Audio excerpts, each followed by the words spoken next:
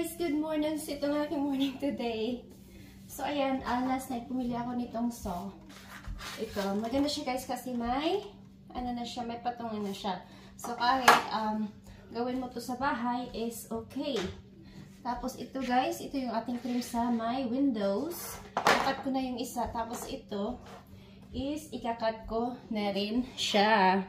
Pero before natin i-cut is, i-measure lang muna natin siya. So, measure ko na yung size doon sa window. Tapos, ito, ita-transfer ko sa ating trim. So, ayan. So, bale,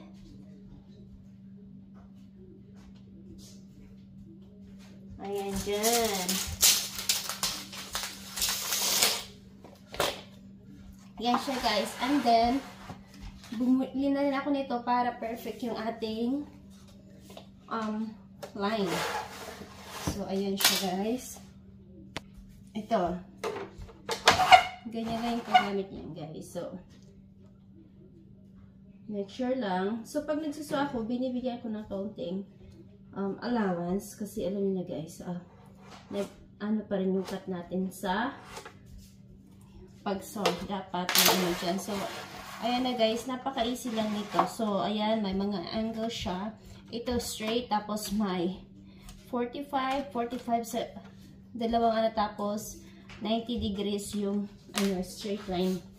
So, ilalagay mo lang to guys dito. Tapos, make sure na naka-straight yan siya guys. Tapos, ang ginawa ko is nilagyan ko nitong pen kasi medyo hindi wala yung ating kasi 3 inches lang to guys yung pin ko. Ayan. Tapos ngayon guys, is gagawin nyo is saka muna siya itakat.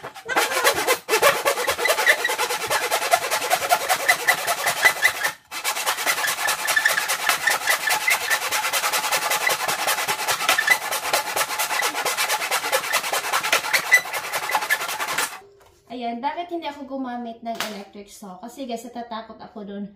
Especially yung ng asawa ko is malalaki siya yung gamitin. Usually gusto ko dati yung yung table so kaya lang I'm not sure kasi nasa labas siya baka naulanan. So ayan ayaw kong gamitin. Baka may mangyari pa dyan. Hindi guys. So ayan siya. So diba? Tapos na. Very good. Tapos tanggalin ko na itong Ayan. Tapos ready ko na siya i-install. O diba? Yun lang. And then, this one guys is for finishing touch naman to. Ayan, hindi magkasya sa car ko kaya kinat ko dun sa store tapos pinold ko na lang para magkasya. Kasi hindi ko na hinintay yung asawa ko na bumili ako nito. So, ayan. Kaya pinutol ko na lang kasi napakahaba niya guys is 12.5 feet yung haba nito. So, hindi siya magkasya sa aking SUV. So, ayan. Kaya ngayon, i-measure na naman natin po.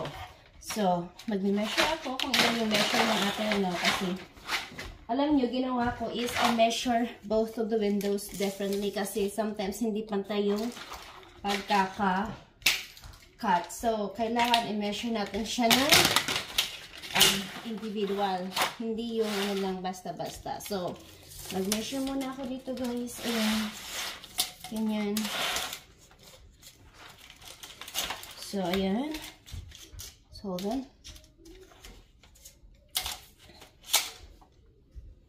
Of course, marking.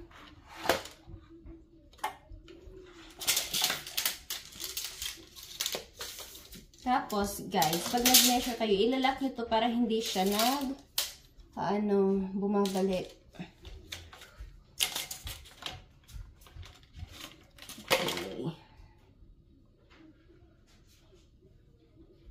Ayan na siya.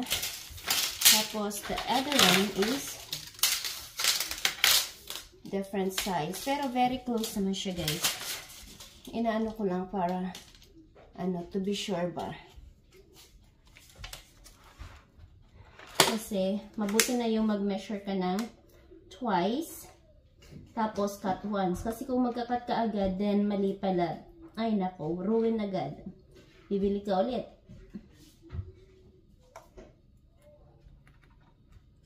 Sabi pa nga, measure twice. Kahit mga 3 times guys. and cut ones. Ayan, so ano ko siya guys, ito. Oh. Ayan, ang ating measurement. Tapos, ito naman yung sa isa.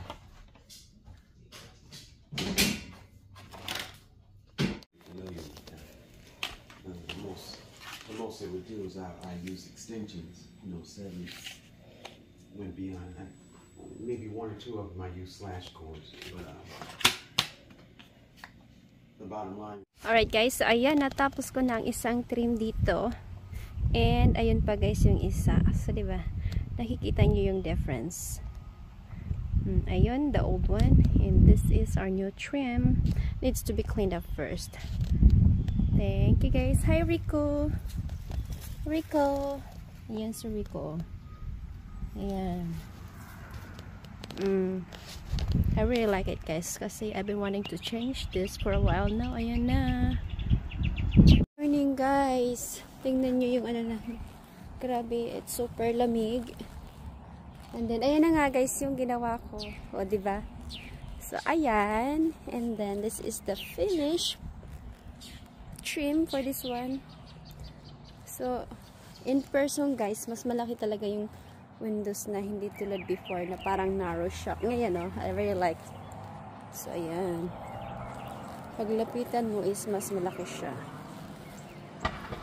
Ayan. Tapos, ayan na yung lights.